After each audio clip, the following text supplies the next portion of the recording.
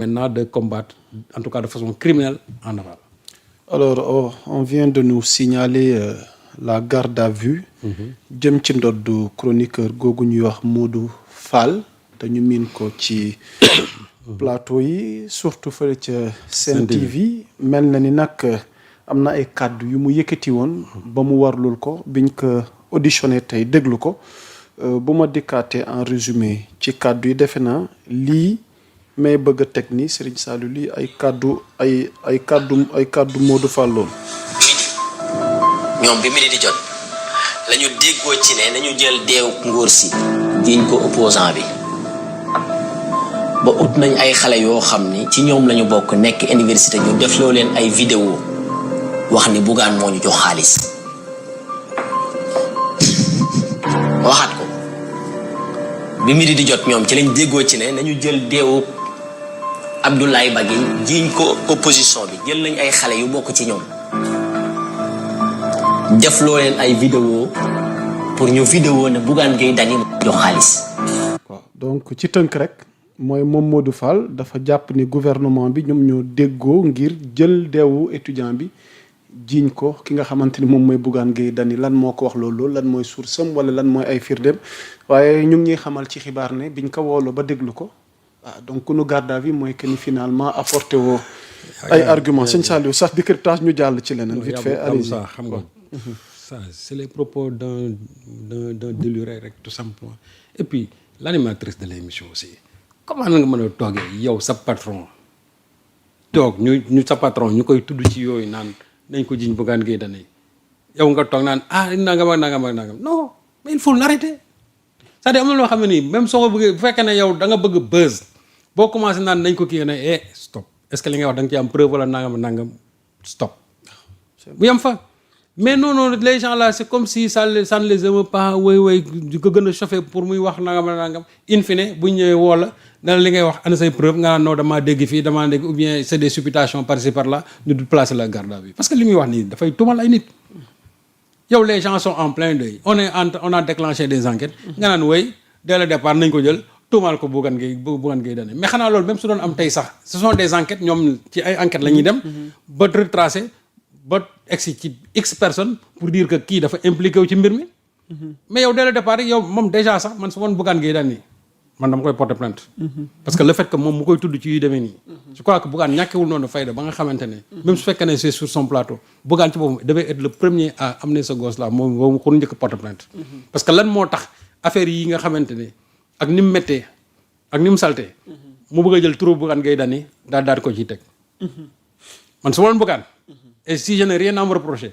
dinaa ko porter plainte ne pas le faire nag dina bàyyi sax benn doute parce que ñenn ñi sax commencé nañ naan est-ce que du Bougane na ko wax loo est-ce que du Bougane nangam et ça parce que les gens sont en train de se poser des questions légitimement mais yooyu su doon man dinaa def benn communiqué wala ma ne gosse bi ci boppam dinaa la yóbbu fi yoon wala ma def benn communiqué jël le contre-pied de ce que tu viens de dire mais bàyyi ko nii mu jàll nii moo tax nit ñi aussi certains sont dans le doute en disant que est-ce que du Bougane na ko wax loo et cetera nangam ak nangam donc déjà turu Bougane bi nga xam ne teg na ko ci rek commencé naa tilimal daram et je crois que Bougane a intérêt aussi à éclaircir cette histoire là waxuma ne mu taxaw ne kiiwuma leen mais au moins wax ci loo xamante ni mooy kii ay waxu boppam kese la doon wax waaw parce que moi je connais vraiment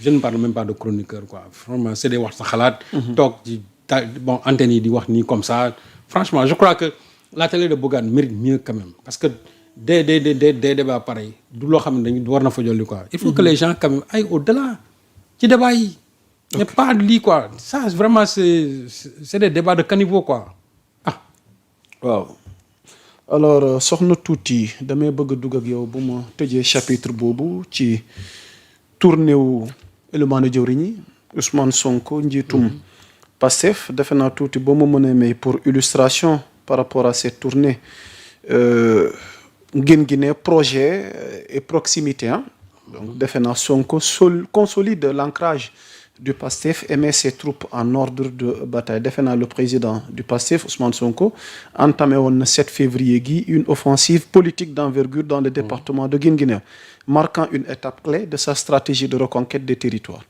Au cœur de ce périple rural, Ousmane Sonko a réaffirmé le pacte moral liant son parti aux populations, tout en imposant une discipline de fer à ses rangs pour prévenir toute fragmentation interne, en se faisant l'écho direct des doléances locales sur l'accès à l'eau et les infrastructures. Le leader patriote ne se contente pas d'une écoute passive, il mobilise ses bases pour en faire les premiers ambassadeurs des réalisations gouvernementales. Alors, Serigne Saliou Gueye, dama bëgg ak ñëw ak yow ci point bi nga xamante ni ñeel na Ousmane ci tournée gi mu amaloon ak fam ko amalee ak yamu ca wax waaye ban jàngat lañ ci mën a def politiquement parlant. Donc defe naa yor maa ngi leen di nuyu toute la rédaction voilà bu ma nuyee kilifa gi rek yóbbaale naa leen wax dëgg fa yàlla. Alors liggéey gi yor def ci dem ak Sonko ci fa mu demoon la fa xew ban jàngat. D'abord mooy tournée politique yi nga xamante ne moom la Ousmane Sonko initié en tant que muy tournée politique tournée économique amoon na tamit. waaw mais kooku tournée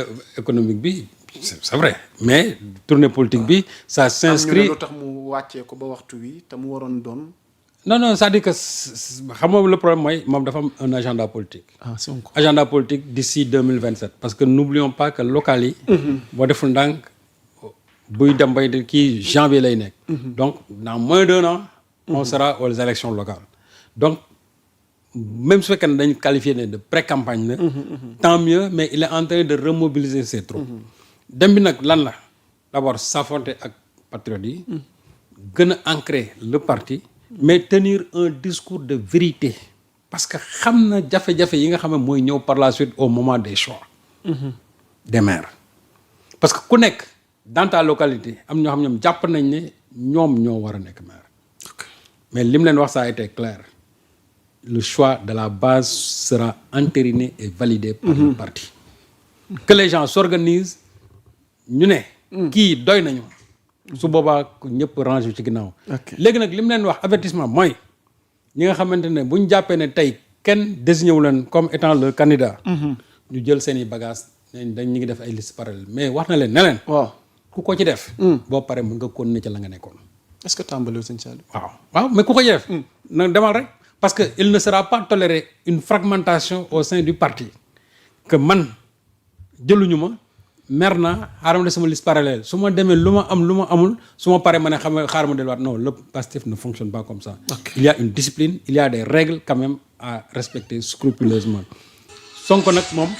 loolu la leen doon fàttali. Et je crois que le discours est très bien passé. soo ko defee nag léegi ku ci nekk. dina xam comment les choix doivent être opérés. Choisir est très difficile parce que ces partis très souvent lolo moy tassé ni.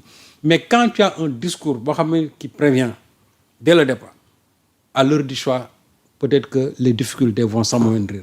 Et je crois que Ousmane Sonko le comprend. Il a remobilisé ses troupes. Il toujours le PASTEF fam nekkon ma nga fa sinon même plus que ça. Et en plus aussi. Est-ce que PASTEF fa mënon sëñ Saliou ma nga fa ak événement yi jotta jall ni. Non fa la gis nañ quelques démissions. Oui, mais tu sais. Surtout à l'université. Oui, mais j'ai le profil d'un des qui a démissionné. Mais profil bobo démissionné. Tu as que GPS. Mais. Non, Kaolak. Mais en 2022, quand le PASTEF avait proposé son candidat, il a préféré aller soutenir quelqu'un d'autre. Ah bon? Oui. Il a préféré aller soutenir quelqu'un d'autre. Bi ñu waxee ne kii mooy candidat Yewwi Askan Wi. moom dafa